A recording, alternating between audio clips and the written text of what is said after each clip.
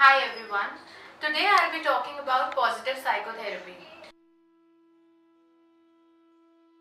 Positive psychotherapy is a very important topic and I think it will be useful for all of you.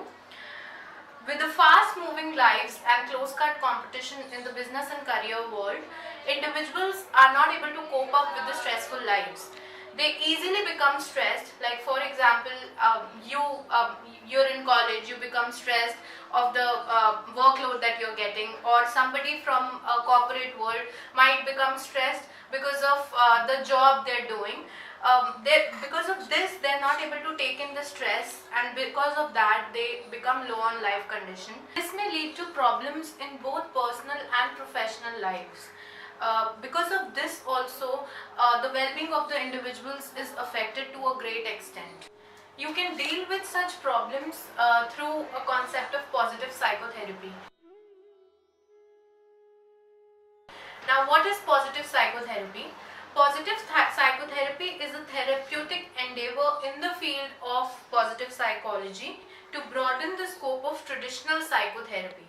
Its central premise lies in formative resources of individuals like virtues, values, character strengths and meaning, in addition to treating psychopathology. Martin Seligman, he's the father of positive psychology, and he says that positive psychotherapy involves a person seeking insight and going beyond the pain and suffering. Acknowledging pain is a part of the psychotherapy process. Like even in the positive psychotherapy, the therapist makes sure that the client acknowledges his pain, but it's just that the focus is shifted towards the positive emotions like gratitude, forgiveness, and this helps the client focus his negativity towards a positive channel, that is by thinking more positively towards things and having a positive outlook towards life as a whole.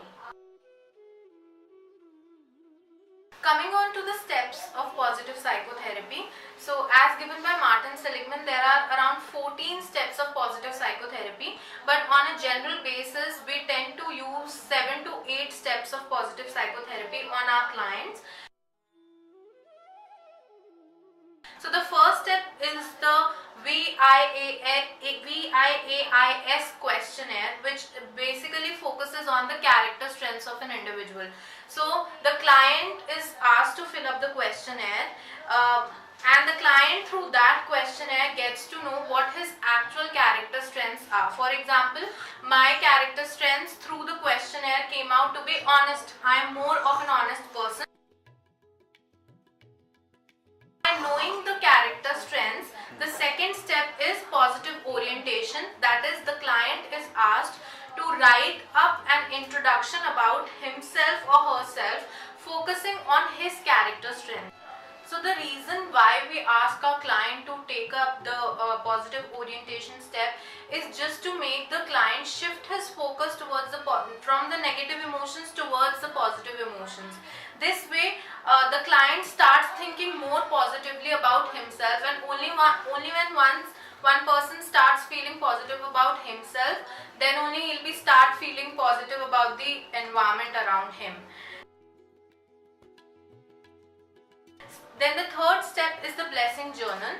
So blessing journal basically it takes place for a week. We give the client a homework of writing on a daily basis 3 good things that happened to them or that they did to somebody else throughout the day. So initially you will come across clients who will say that not much has happened, but slowly and gradually you need to motivate them as a therapist, and they will start thinking, and I'm sure they'll come across things that happen to them in a good way.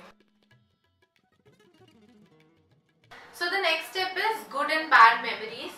So I as a therapist ask my clients to write down 3 good memories. They might be childhood memories or any memories of the past that make them happy, and then in turn I ask them to write 2 bad memories that have a very huge impact on their lives. The next step is the forgiveness letter. Before going forward with forgiveness letter, I would want all of you to know what forgiveness is. So the forgiveness is the process of being forgiven or the process of else.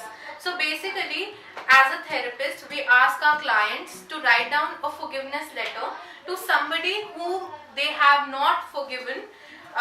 The reason why we do that is there are times when we have clients who have unresolved conflicts with other maybe family members or any other person, and that might be hindering the emotions in their life. So by writing forgiveness letter and by actually forgiving that person, the client starts feeling good. The next step is the gratitude letter. Mostly this is the last step that we use with our clients. So basically, before going on with gratitude letter, I would want you to know what gratitude actually means. It's the quality of being thankful towards others. So I, as a therapist, I ask my client to write down a gratitude letter, like a thankful letter, to somebody whom they have never thanked before. This could be their parents, their teachers, their peers, anybody who has had an impact on their lives and whom they want to thank. These positive psychotherapy steps can be conducted with individuals who are going through depression, who are going through stress, any sort of childhood trauma, then relationship issues, people who are not able to emotionally open up with people in their family, and other sort of disorders.